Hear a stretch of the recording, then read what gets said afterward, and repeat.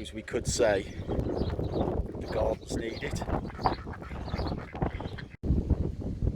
Welcome to the raised bed area. Okay, we've got 1, 2, 3, 4, 5 raised beds, and unfortunately I need 6. So what I'm going to be doing today is putting in some the last of my early potatoes, and then I'm going to put in some late potatoes, and they're going down the side here. Okay, and I've worked it out, so I think it's 10,400 centimetres or millimetres, and I've got 35 potatoes, and they should just about fill that area up. So I'm going to start with the earlies, see how I get on. I might even go on to the lates. I've dug a little trench. Now they need to be, I don't know, 9 inches, between 9 and 12 inches, that sort of distance. I'm not going to measure them with a tape measure. So what I've done is I've got a stick that I've just broken down to the size I want them. These potatoes that I'm going to be using are called Pentland. Okay, and the potatoes that I'm using have already chit. No, I didn't swear, I said chit. And chit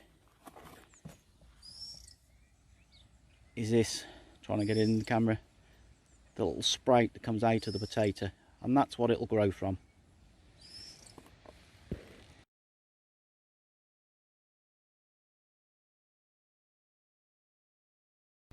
That's all of the earlies I've got. Okay, from here onwards I've got lates. What I'll do is put another stick at the end just to say that's the end of the earlies, and following on from that will be now then the lates. Main crop next. These are Desiree. Okay, and these, unlike the earlies, take about 16 weeks. The early ones will take about 12 weeks. So we're going to put them in now. Okay, and these, as you can see, have got really big chits on them. No, the joke ain't going to work again, is it? Now, I often get asked, does gardening save you money? So why do we grow our own veg if we're not making any money on it? The reason why is I know that these potatoes, where they've come from, what they've been fertilised with, has come from our garden or a local neighbour that supplies us with horse muck. Thanks very much for that, Kathy. Okay, so everything's totally natural. There's no fertiliser or anything put on these that we don't know about. Target really, isn't it? As I said in the previous video, we're looking to keep ourselves in food for 365 days of the year out the garden. So by the time we've ate all these potatoes, I would hope to have next year's potatoes ready to eat. We'll see. It's a tough call. This is raised bed 1, or as we like to know it, RB1. Okay, and these are some of the potatoes that I planted earlier in the year. So these are the first couple of rows, and I put them in week intervals to stagger them, so we'll have nice fresh potatoes for a number of weeks. And then right on the very end we've got some broad beans as well. One of the reasons a lot of people don't like gardening is because of weeding. Now I know when I was younger and I used to garden, I used to hate weeding. Planting, everything, brilliant, but weeding was horrible. Now this is the way that I weed now in my new raised bed. Doing it one-handed, sat on the wall, and just scratch it up a little bit. Get a weed and pull it out. Okay, as easy as that. So what used to be an absolute chore, I wouldn't say it's become a pleasure, but it's certainly nowhere near as bad as I remember it. Anybody that's done any gardening before will probably recognise one of these, and I'll just show you how easy they are to pull out. That's it, and you've got the whole of the root, so it won't grow back again. That's the advantage of fine soil, okay, and it's easier, much easier in a raised bed. Less than 10 minutes later, the whole bed's done. So 5 raised beds, less than 10 minutes, you're talking 30 to 60 minutes maybe, and they'll need doing once a fortnight maybe maximum. Weeding maize easy. Now what I didn't tell you in the last video is that the totem pole that I spoke about is actually our Raptor Table. Okay, and yesterday I put a little mouse that Bucket the cat caught. Okay, I'm going to go up now and check to see if anything's happened.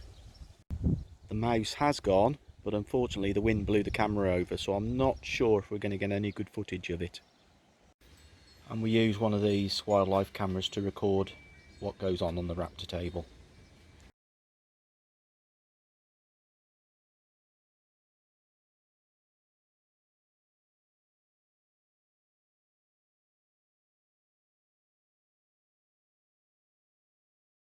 Morning. Here's a quick follow-up to the Woodland Walk video that I posted yesterday. So first of all, our duck pond, still not looking good. Okay, believe it or not, we're hoping to have that all dug out tomorrow. So I know I said we was going to have it done 2-3 years ago, we still haven't done it. So we're walking down. Exactly the same path that I took 2 or 3 years ago. Still see the chicken shed. This is cress that you see them growing. I had some excess cress plants and I just threw them on the floor. Sunflower seeds, plants growing, wild lupins, got foxgloves there, little bit of pig nut there. Walking down where the big tree was dropped, we now have rubble and firewood and our solar panels. Okay, so a lot of our energy now that we use comes from solar, so trying to be really green. Walking down to the next bit, garden sheds now arrived. And there's a fence, so I'm going to have to stop the video there. Continuing on now, the other side of the fence is the shed. Our new greenhouse that we've had put up this year. Still a lot more of it to be put up, which we're hoping to have done this year. The shed's reasonable size, 20 foot, and the greenhouse will be 30 foot when it is completed. Little area over there. Walking down, another one of our famous totem pole trees with the top taken out, some bird boxes up there. Cherry tree, more wild lupins, and there's the rest of the garden. I'm going to take you up here now just to show you something.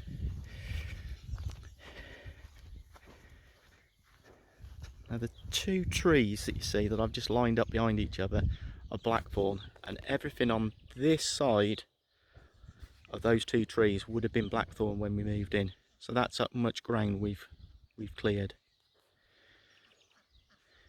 Taking you over to it here. I think I showed you the other day.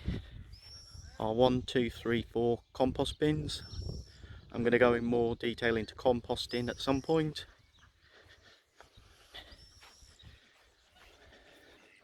My own made lockdown wormery. I'll explain about that on another video. And then we got raised bed 1, aka RB1, raised bed 2, 3, and new for this year, 4, and right at the very back 5. Okay, again, I'll do a lot more on raised beds. In fact, I have done some filming for that already. Looking back down towards the hedge. So we've seen a cherry tree. That is a walnut tree, very young. Okay, like I showed you with the oak tree, we're trying to plant trees for long term. It's slightly shorter term one. I think this is a plum, and this one's an apple. In fact, I got them the wrong way around. That's the plum. No, that's definitely the apple, so I've gone the wrong way around. Walking down, so this area was all blackthorn. Okay, and blackthorn makes delicious sloe gin, or sloe vodka as we prefer. Later on in the year I'll show you harvesting the sloes and how we make sloe gin. Over here now,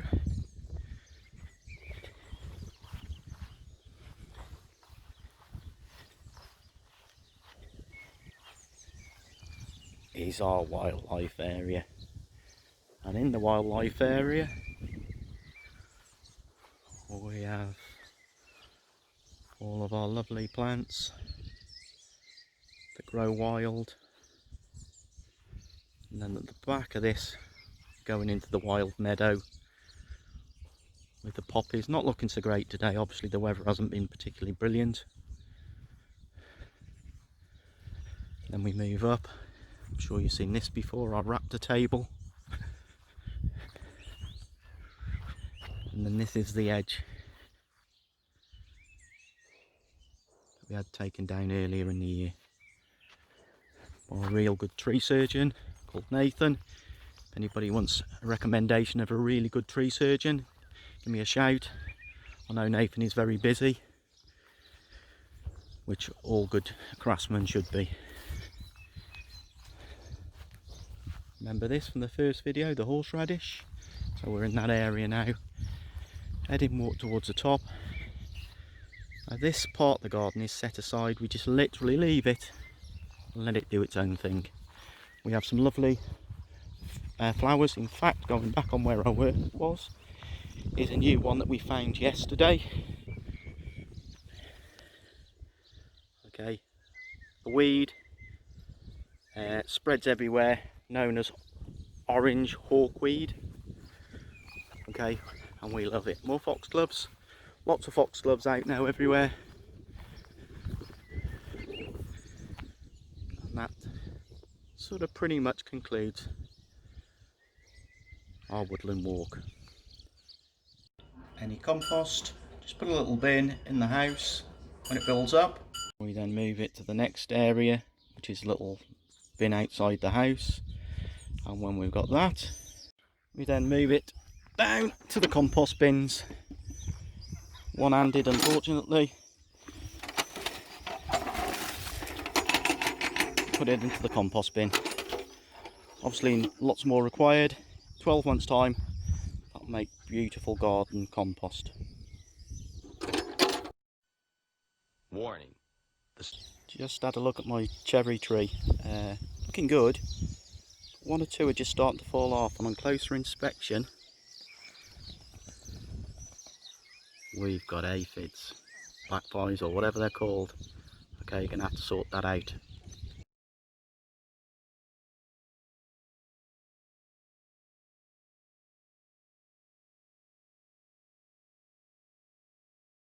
In the duck house, and hopefully some really good news to report.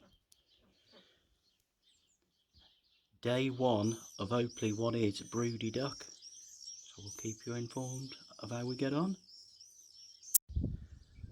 And that concludes this upload. Many thanks to all of you people who have joined the group on Facebook, Gardening 365. Really appreciated, and we broke the 100 barrier last night. Okay, and hopefully going to set new targets on that shortly.